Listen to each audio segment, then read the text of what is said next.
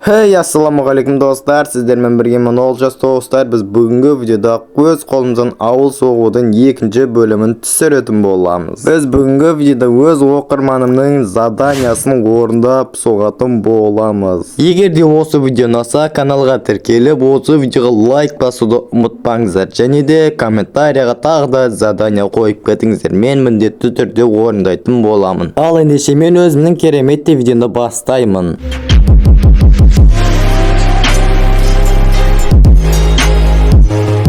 Ал маған оқырманым выживанияда өте әдемі үй соқ деп задания қойған екен. Ал енді выживаниядағы ең бірінші шарт ол ағаш жинау, үй салу үшін ағаш жинау керек. Сондықтан да біз қазір өте көп қылып ағаш жинайтын боламыз. Ал сіздер көріп отқанша каналға тіркеліп, осы видеоға лайк басуды ұмытпаңыздар. Сонда жаңа видеолар тез шығып отыратын болады. Мен дәл қазір видеоны стопқа қойып, өте көп ағаш жинайтын боламын. Егер де мен сіздерге ағаш жинағанның барлығын көрсететін болсам, видео қызықсыз болып шығатын болады. Сондықтан да видеоны стопқа қойып, жинап алатын боламын ағаштардың барлығын.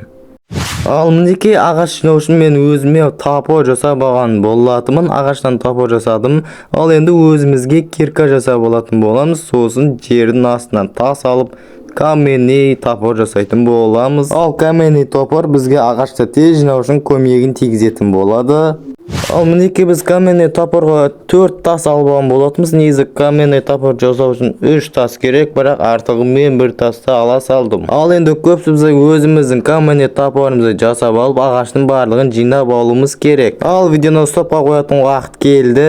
Ема достар, қараңыз, мен ағаш жинап жатып сакура ағаштарын кездестіріп қалдым. Қазір мына жерден бір ағашты алып, одан кейін сакура ағаштарына баратын боламыз қазір.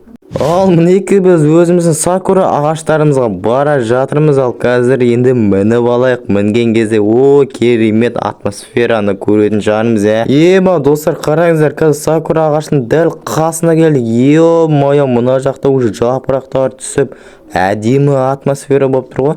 Мына жерден бір кішкене бір ағаштар алып алайық. Қазір үйге декорацияға керек болып қалар, үйді сәндеу үшін. Дәл қазір ең үстіне шығатын боламыз. Сакура ағаштарының көбін қазір кездестіретін боламыз. Қазір мен ең үстіне шығып алайын. Ал мінекей мен сакура ағаштардың ең биік шыңына мініп алдым. Сакура ағашының үстінде тұрмын. Олайынан негізінде қарасақ өте әдемі болып көрінеді екен. Или мен алғаш рет келіп тұрған соң ба осы жерге. Не болса да өте әдемі жер екен негізінде. Ой достар, мен сакура аралында қазір көп жүретін сияқтымын ғой. Оданша біз өзіміздің үйімізді салайық. Подписчигімнің заданиясын орындап тастайын ертерек. Әйтпесе сакура аралында көп жүретін болсам, уже видео ұзаққа созылып кететін сияқты ғой. Айтпақшы достар, мен қазір өзіміздің үйіміздің схемасын құрып алайын, сосын мен өздеріңізге көрсететін боламын.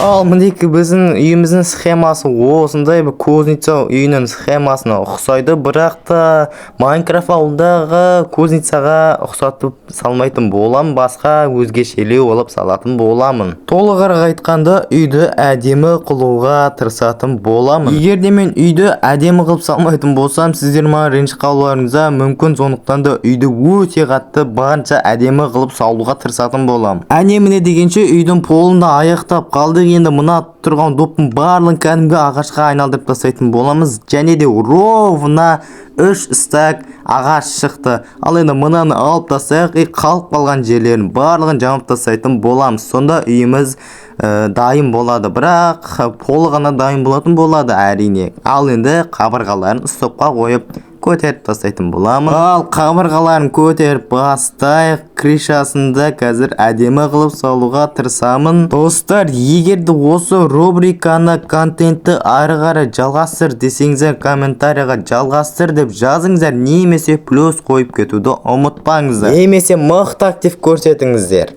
Мінекей достар, мен үйдің қабырғасын көтеріп жатқан едім, маған ағаш таусылып қалды, маған ағаш керек болып қалды. Енді мына тұрған ағаштың бәрін дәл қазір сындырып алатын боламын.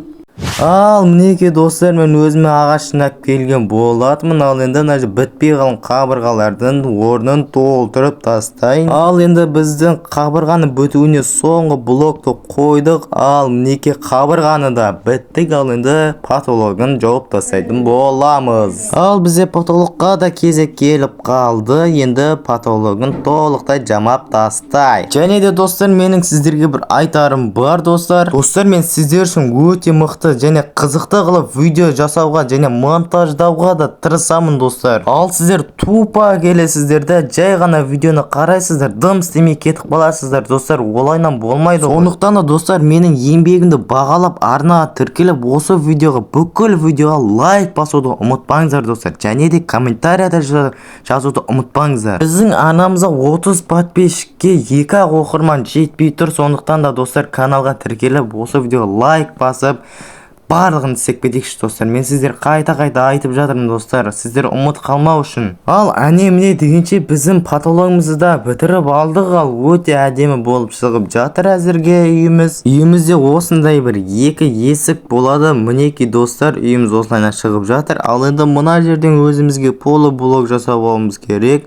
Осы 24 полублок жетіп қалар деген ойдамын. Или жетпейтін секілді деп ойлап отырмын енді. Полублокты достар, мен не үшін қойып жатырмын? Үйдің сәні кірсін деп қойып жатырмын. Өйткені үйдің сәні кірмей қалса, ол өте әдемі болып шықпай қалады. Сондықтан да декорация ретінде осындай полублоктарды қойып жатырмын. Мінекей соңғы блоктар 1, 2, 3 болды. Мінекей енді астарына осылайнан қойып қояйын. Типа құлап қалмау үшін қойып қоя салайын. Негізінде қоймауға да болады, бірақ бұлайынан андай шыны өмірдегідей болсын деп қойып жатырмын. Достар, кейде менің тілім шатасып жатыр, өйткені озвучка жасау да ол өте қиын.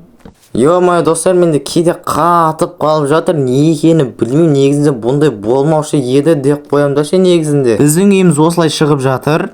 Үйімізге кіріп шығу үшін осындай бір әдемі бір 2 есіктен қойып қойған болатынмын. Ал мінекей осылайнан шығып жатыр үйіміз. Ал енді мына жерге қазір бізге забор жасап алып, полублоктардың астына қойып шығу керек. Не үшін десеңіздер, ол әдемілік үшін. Мінекей өзімізге забор жасап алған болатымыз. Ал енді мына тұрған бұрышқа осылайна заборды қоямыз. Хоп. Так, ал енді осы жерге қоямыз. Так, мына жерге де біреуін емес 3-еуін қоятын боламыз. Ал мінекей осылайнан шығып жатыр үйіміз. Қалай достар, әдемі шығып жатыр ма? Қазір егер де мен крышасын жасасам, өте бұдан да қатты әдемі болып шығады. Ал мінекей достар, мен крышасында біткен болатымын. Біздің үй осылайнан шығып жатыр достар. Қалай әдемі ме? Ал енді біз үйімізге терезелерді жасауымыз керек. Мына печканың ішіне мен песоктарды нет балқытып жатқан болатынмын. Ал енді достар, біз өзіміздің үйіміздің терезелеріне орын жасап қоюымыз керек. Осы жерге бір 4-тік бір сәл дәурек қылып терезенің орнын жасаймыз. Ал енді мына жаққа ұзынынан созып қазір бөліп жасайтын боламыз. Так, мына жерден 1, 2, 3 терезе. Ажақтан осылайнан болды. Арасы 2 блоктан болады. Так, достар, енді басқа қай жерлерден терезе жасасақ болады? Мысалы, мына жерден осылайнан 2-2-ден терезе жасауға болатын сияқты. Так, мына жақта бізден песокты балқи үшін ағаш салып қояйық. Мына жерден 2-2-ден жасасам жақсы болады ау деп тұрмын енді. Или ұйқаспай қалама. Ұйқаспай қалады екен. Мына жерге біреуін қоямыз. Осы жерден бір терезеден қоямыз. Ара қашықтығы 1 блок болып тұратын болады. Так, ал енді басқа қай жерге жасасақ болады? Так, мына жерден бір 2-еуін жасап жерсем енді әдемі болатын сияқты, болмаймын сондай. Ал енді мына жерден терезелер қайнай берсін. Или қазірден бастап ала берейік. Енді осылайнан кішкентай андай жіңішке қылып терезе жасайтын боламыз. Енді ең бірінші осы жерге қоятын боламыз. Үйдің алдына. Ой, анам байқаусызда қойып жібердім. Қазір терезе жетпей қалса не істеймін енді? Так, мына жерден осыған қоямыз. Так, мына жерге 2 терезеге де қоямыз. Хоп, еткізіп, мына жерден қоямыз. Болды, достар, жетеді екен бізде. Терезелердің барлығы жетті. Ал енді сыртқы көрінісін көрейік. Біздің үйіміз осындай болып шықты. Достар, үйіміз әдемі болып шықты. Қазір мен сындырып жіберейін. Ал енді қарайық. Так, достар, мен өзіме творческий алып алған болатын. Үйді дұрыстап тұрып әдемілігін қарайын деу үшін мен творческий алған болатын.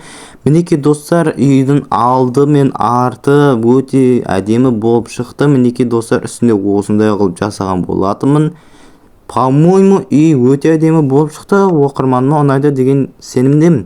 Ал мінекей достар, біз өзіміздің видеоның соңына да жетіп қалдық. Егер де видео ұнаса, каналға тіркеліп, осы видеоға лайк басуды ұмытпаңыздар. Сіздермен бірге болған мен Олжас. Қош сау болыңыздар, келесі видеода кездескенше.